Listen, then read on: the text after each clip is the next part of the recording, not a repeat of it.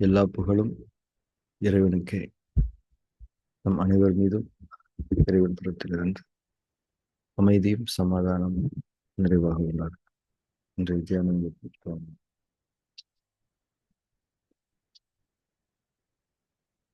போதுமான பணம் நம்மிடம் இருந்தால் இந்த உலகத்தில் இருக்கக்கூடிய, இந்த உலகத்தில் படைக்கப்பட்டுள்ள எல்லா விதமான தோற்றமான தன்மைகளையும் நாம் பார்த்து விட முடியும். ஒரு வேர்ல்டு டூர் போனோம் அப்படின்னா எல்லா நாட்டையும் சுற்றி பார்த்துடலாம், எல்லா இடத்துக்கும் போயிட்டு வந்துடலாம், ஒரு இடம் பாக்கி இல்லாம பார்த்துடலாம். அமெரிக்கா போகலாம், யூரோப் போகலாம், சிங்கப்பூர், மலேசியா போகலாம், ஆஸ்திரேலியா போகலாம், நிலாவுக்கே கூட இப்போ கூட்டு போறாங்க காசு இருந்துதான். ஆனால் மறைவானவற்றை ஒருபோதும் பொருளை கொண்டு நாம் பார்க்க முடியாது. மறைவான தன்மைகளை பார்ப்பதில்தான் ஒரு அர்த்தம் இருக்கிறது. படைப்பின் மூலம் படைப்பாளனின் பண்புகளை, வல்லமைகளை நாம் அறிந்து கொள்ள வேண்டும், உணர்ந்து கொள்ள வேண்டும். அதற்கு மறைவான தன்மைகளை பற்றிய புரிதல் நமக்கு தேவை. மறைவான தன்மைகளை பார்க்கக்கூடிய அந்த பக்குவமும் சிந்தனையும் தேவை. அதுதான் உண்மையிலே சந்தோஷம். அந்த மறைவான தன்மைகள்லயே வச்சு ரொம்ப பார்க்க வேண்டிய ஒரு விஷயம், அதாவது சொல்லுவாங்களே, அது கண்டிப்பா பார்க்க வேண்டிய இடங்க, வாழ்க்கையில ஒரு தடவையாவது அதை போய் பார்த்துடணுங்க அப்படின்னு சொல்லுவாங்களே, அந்த மாதிரி மறைவான தன்மைகள்லயே வச்சு நம்ம அவசியமா பார்க்க வேண்டிய ஒரு விஷயம், ஒரு தரிசனம் நம்மளதான். நாம் யார், நாம் எப்படிப்பட்டவர், இதையெல்லாம் நாம் நம்முடைய சிந்தனைகளை கொண்டு, அகப்பார்வையை கொண்டு நாம் பார்க்க வேண்டும். நாம யாருன்னு நமக்கு தெரியணும். இதுதான் நாம பார்க்க வேண்டிய ஒன் அண்ட் ஒன்லி விஷயம். அது ஒண்ணுமே கிடையாது. நம்ம யாருன்னு நமக்கு தெரியும். அதற்கு உதவக்கூடிய ஒரு கருவிதான் தியானம். தியானத்தை தவிர இவ்வளவு எளிமையாக, இவ்வளவு வலிமையாக ஒன்று நமக்கு உதவி செய்ய முடியுமா என்றால் அது சந்தேகம். புராணங்கள்ல ஒரு கதை சொல்லுவாங்க. அனுமார் இருக்கார் இல்லையா, அந்த அனுமார் ரொம்ப பலசாலி, ஆஞ்சநேயர். அவர் என்ன பண்ணுவாருன்னா, அசால்ட்டா மரத்தெல்லாம் பிடுங்கி தூக்கி போட்டுருவாரு, மலையை தூக்கிடுவாரு. இந்த மாதிரி அசாத்தியமான பலம் அவரு. காட்டுல இதெல்லாம் அவர் பண்ணிட்டு இருக்கும்போது அங்க தவம் செஞ்சுட்டு இருந்த முனிவர்கள்லாம் அவருக்கு ஒரு சாபம் கொடுத்துருவாங்க. உன்னுடைய வலிமையெல்லாம் உனக்கு அழிஞ்சு போயிருட்டோம், உனக்கு மறந்து போயிருட்டோம் அப்படின்னு ஏதோ சாபம் கொடுத்துருவாங்க. அவங்க அம்மா அஞ்சனா தேவி இருக்காங்க இல்லையா, தெரியாம பண்ணிட்டாங்க, சின்ன பையன், மன்னிச்சு விட்டுருங்க அப்படின்னு சொல்லுவாங்க. உடனே முனிவர்கள்லாம் சரி ஓகேமா, அவனுடைய பலமெல்லாம் அப்படியே இருக்கட்டும், ஆனா அவனுக்கு அது தெரியாது, அவனுக்கு யாராவது எடுத்து சொன்னாதான் அந்த பலத்தை அவனால பயன்படுத்த முடியும். இந்த மாதிரி உனக்கு இந்த மாதிரி ஒரு பலம் இருக்குன்னு அவனுக்கு எடுத்து சொன்னாதான் அவன் அந்த பலத்தை பயன்படுத்த முடியும். இப்படி வேணா நீங்க வச்சுக்கோங்க, இதுதான், இதுக்கு மேல எங்களால ஒண்ணும் செய்ய முடியாது, போயிட்டு வாமாட்டாங்க. அதான் ஆஞ்சநேயருடைய நேச்சர். அந்த மாதிரி நம்ம யாரு, நம்ம பலம் என்ன அப்படின்னு நமக்கு எடுத்து சொன்னா மட்டும்தான் நமக்கு தெரியும்.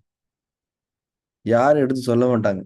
ஏன்னா நீங்க பலசாலியா இருக்கிறதுல யாருக்குமே உடன்பாடோ விருப்பமோ இல்லை. ஆனால் தியானம் என்பது உங்களை பற்றி உங்களுக்கு காட்டும். நீங்கள் யார், உங்களுடைய பலம் என்ன, உங்களுடைய பலகீனம் என்ன, எப்போது எப்படி செயல்பட வேண்டும், எப்போது எப்படி செயல்படக்கூடாது, எதை எப்போது செய்ய வேண்டும், எல்லாத்தையுமே உங்களை பற்றி, எல்லாத்திலையுமே உங்களுடைய மறைவான தன்மைகளை பற்றி அனைத்தையும் உங்களுக்கு வெளிக்காட்டக்கூடிய, விஸ்வரூப தரிசனமாக காட்டக்கூடிய ஒரு அற்புதமான கருவி தியானம். தியானம் செய்ய செய்ய செய்ய செய்ய நீங்கள் யார் என்பது உங்களுக்கு தெரியும். நீங்கள் யார் என்பது உங்களுக்கு தெரிந்தால் இந்த உலகம் எப்படிப்பட்டது என்பது உங்களுக்கு தெரியும். படைப்பாளனை நாம் அறிந்து கொள்ள முடியும், உணர்ந்து கொள்ள முடியும். இந்த வாழ்வை செம்மையான தன்மையில் நாம் வாழ்ந்து கொள்ள முடியும். வாழ்வை கடந்தவர்கள் நாம் என்ற உண்மையையும் நாம் புரிந்து கொள்ள முடியும். மரண பயம் நீங்கும், மறுமையின் மீது விருப்பம் உண்டாகும். அனைத்தையும் நமக்காக படைத்திருக்கின்றானே, அவனை நாம் இறுக பற்றி பிடித்துக் கொள்வோம். வாழ்வினுடைய தன்மைகளே முற்றிலுமாக மாறும். தியானம் அற்புதமான ஒரு கருவி. இந்த வகுப்பில் இப்போது நான் சொன்னதை நாம் ஆழமாக பிடித்து கொண்டால் போதும். தியானத்தையும் நாம் விட்டுவிட மாட்டோம். இந்த புரிதல்களோடு இன்றைய தியான செயல்முறை நாம் துவங்கலாம். அனைவரும் தியானத்துக்கு தயாராகலாம். இறைவழி தியானத்தினுடைய முதல் படியை நாம் அடைந்து கொள்வோம்.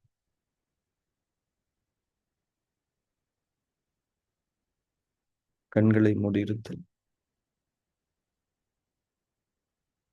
புற சூழலில் இருந்து அகசூழலுக்குள் திரும்பி இருக்கின்றோம்.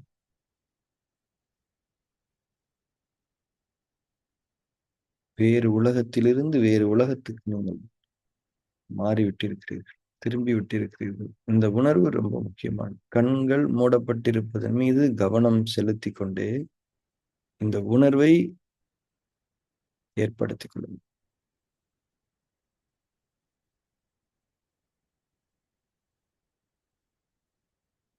உடல் அதிஷ்டானாவில் நிலைப்படுத்தப்பட வேண்டும்.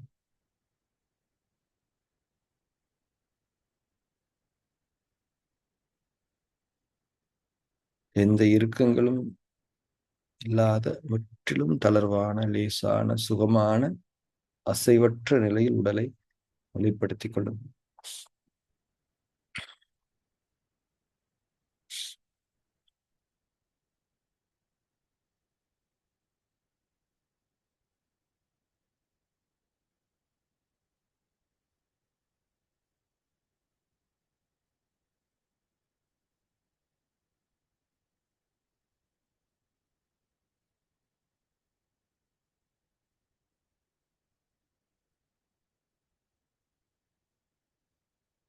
மூச்சின் மீது கவனம் இருக்கட்டும். இயல்பான மூச்சோட்டம், இயல்பான உள்மூச்சு, வெளிமூச்சு. ஒவ்வொரு உள்மூச்சு மற்றும் வெளிமூச்சின் மீதும் இயல்பான கவனம் இருக்க வேண்டும்.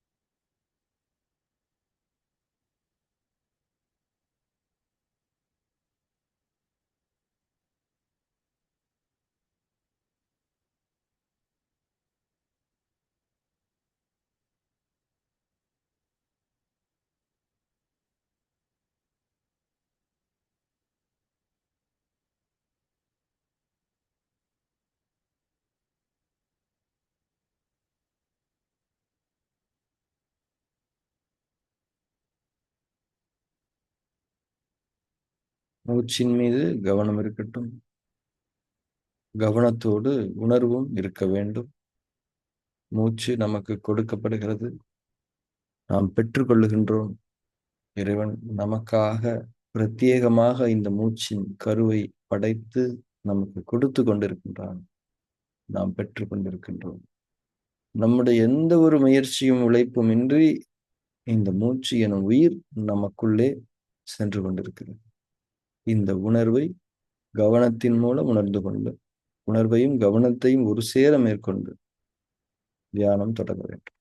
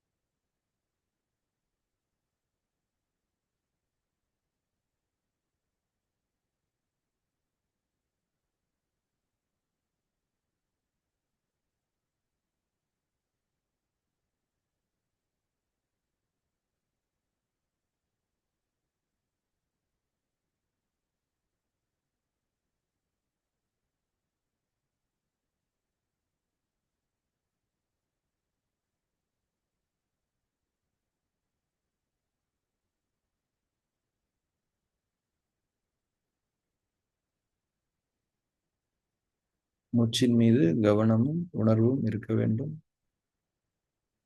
நாம் தியானம் செய்து கொண்டிருக்கின்றோம். இந்த உலகின் மிக முக்கியமான ஒரு பணியை உங்களுக்காக நீங்கள் நிறைவேற்றி கொண்டிருக்கிறீர்கள் என்ற அந்த உணர்வோடு இந்த செயல் செய்யப்பட வேண்டும். மூச்சின் மீது கவனமும் உணர்வும் இருக்கு.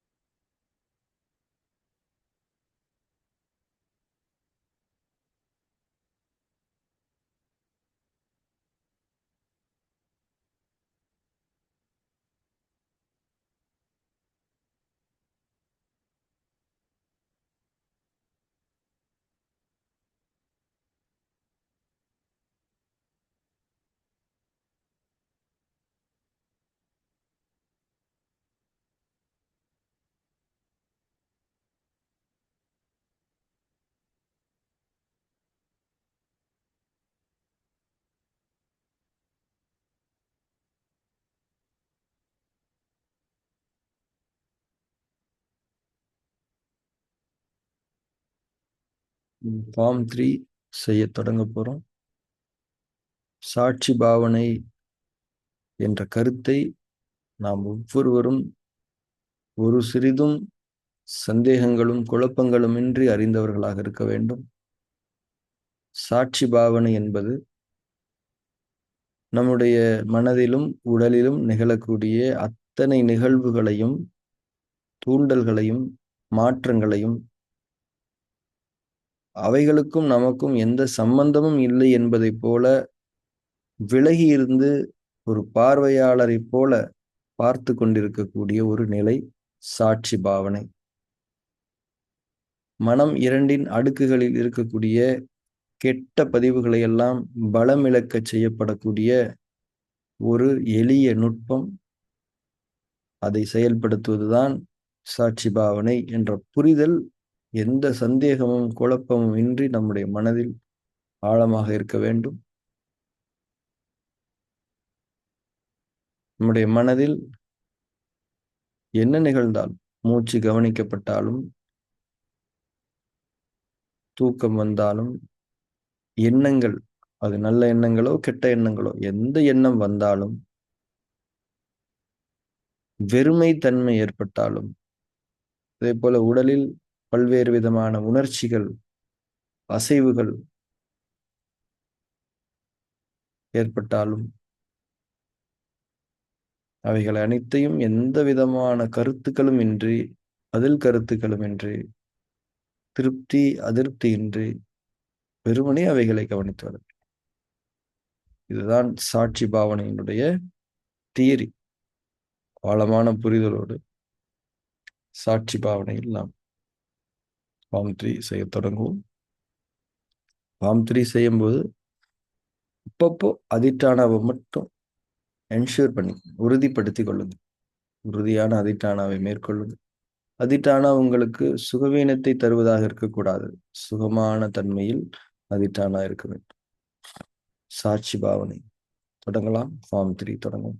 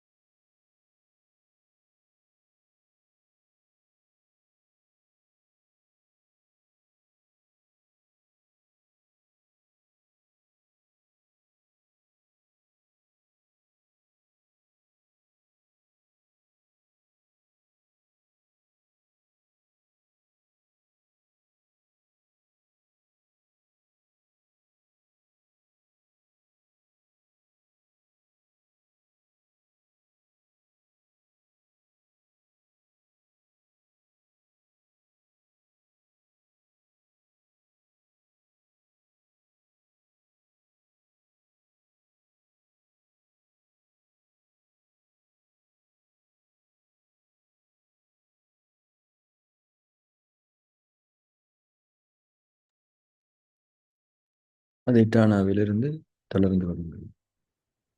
தியானத்தில் தொடர்ந்து.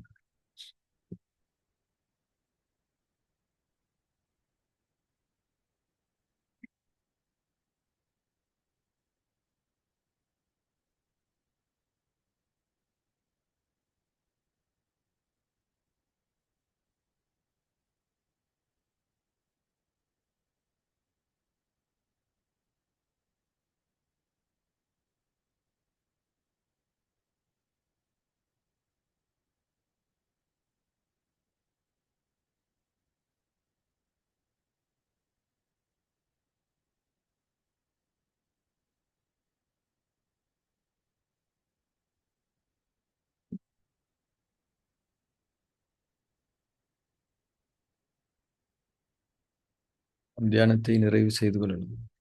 கண்களை திறந்து.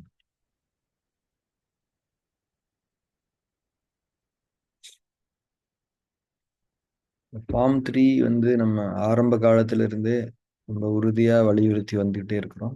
ஆனா ஃபார்ம் 3 தான் ரியலா ப்ராக்டிக்கலா நமக்கு தேவையான ஒரு மனநுட்பம். இந்த ஃபார்ம் 3 பண்ணும்போது ஆரம்ப நிலையில சில சிக்கல்கள் வரலாம்.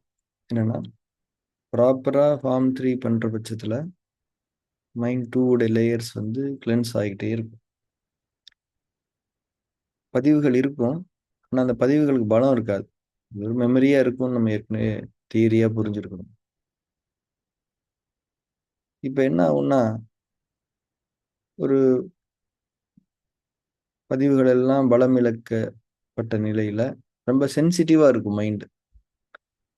இப்ப நம்ம ஏதாவது ஒரு தப்பு பண்ணிட்டோம்னு வச்சுக்கோங்களேன், அந்த இம்பாக்ட் வந்து ரொம்ப தீவிரமா இருக்கும். முன்னெல்லாம் அந்த அளவுக்கு தீவிரம் இருக்காது. நம்ம கிளீனா ஒரு இடத்த வச்சிருக்கிறோம். சின்னதா ஒரு தப்பா இருந்தா கூட, ஐயோ என்னது இப்படி குப்பை போட்டு வச்சிருக்கிறீங்க அப்படின்லாம் திட்டுவோம். ஆனா போன வாரம் அந்த இடமே குப்பையா தான் இருந்தது. இப்ப கூட்டுனதுனால அந்த சின்ன குப்பை உங்களுக்கு எவ்வளவு ஒரு இம்பாக்ட் ஏற்படுத்துது. அந்த மாதிரி சின்ன சின்ன விஷயங்கள், ஒரு ஒரு பொய் சொல்லிட்டோம், நம்மளை யாராவது ஏதாவது சொல்லிட்டாங்க, ஒரு சின்ன சுகவீனம் மனசுல ஏற்பட்டா கூட பெரிய இம்பாக்ட் இருக்கும். அதுல இருந்து நீங்க மூவ் ஆன் பண்ணிடணும். அவ்வளவுதான். அது அப்படிதான் இருக்கும். அடுத்து மூவ் ஆன் பண்ணிடணும். இந்த மாதிரி நீங்க பண்ணிக்கணும். அந்த நேரத்துல வந்து ஏதாவது ரொம்ப முடியல, ரொம்ப கஷ்டமா இருக்கு அப்படின்னா, ஒரே ஒரு வார்த்தை, அதாவது எல்லா பெருமைகளும் இறைவனுக்கே அப்படின்ற ஒரு வார்த்தையை மட்டும் சொல்லிடுங்களேன். அந்த வார்த்தையோட பவர் என்ன அப்படிங்கிறது வந்து அந்த மொமெண்ட்ல உங்களுக்கு தெரியும். ஏன் இந்த வார்த்தையை சொல்றோம் அப்படின்னா, நான் என்னுடைய பெருமையை கொண்டுதான் எந்த ஒரு விஷயத்தையும் கவலைப்படுறேன், பயப்படுறேன், கோவப்படுறேன், அதிருப்தி அடைகிறேன். பெருமை தான் எல்லாத்துக்குமே காரணம். ஸோ அந்த நேரத்துல எல்லா பெருமைகளும் இறைவனுக்கு தான் அப்படின்னு நீங்க சொன்னீங்கன்னா, உணர்வா சொன்னீங்கன்னா, அந்த நேரத்துல அந்த மொமெண்ட்ல அந்த ஹை இம்பாக்ட் வந்து குறைஞ்சிரும். அதுவுமே பலம் இழந்து போயிடும். இதுதான் வந்து அந்த அந்த கிளென்சிங்கை மெயின்டைன் பண்ணிக்கிறதுக்கான ஒரு வழிமுறை. அந்த வார்த்தைக்கு வந்து அவ்வளோ பவர் இருக்கு. ஏன்னா அந்த வார்த்தையோட மீனிங் உயர்வான சத்தியத்தை கொண்டதாக இருக்கிறது. ஸோ இதை நீங்க யூஸ் பண்ணிக்கலாம். ஃபார்ம் 3 என்னைக்குமே நமக்கு தேவையானது. ரொம்ப சின்சியரா ஒரு 15 நிமிஷம் ஃபார்ம் 3ல இருந்துட்டாலே அப்படியே நல்லா கிளென்ஸ் ஆயிடும். அது நமக்கு தெரியாது. ஆனா அது கிளென்ஸ் ஆனதை நம்ம எப்படி ஃபீல் பண்ணுவோம்னா, நம்ம ரொம்ப லைட்டரா இருப்போம். நம்ம ரொம்ப ரொம்ப லைட்டரா ஆயிடுவோம். இன்னும் சொல்ல போனா, நம்ம வந்து நம்ம செய்யற விஷயங்கள்ல வந்து ஒரு கண்ட்ரோல் நம்ம கிட்ட இருக்கும். நம்ம என்ன செய்யறோம் அப்படின்றத பத்தின ஒரு கண்ட்ரோல் இருக்கும். இன்னும் நிறைய நன்மைகள் இருக்கு. இந்த புரிதல்களோடு இன்றைய வகுப்பை நிறைவு செய்து கொள்வோம். நாளைய தியான வகுப்பை நாம் சந்திக்கலாம். Thank you very much.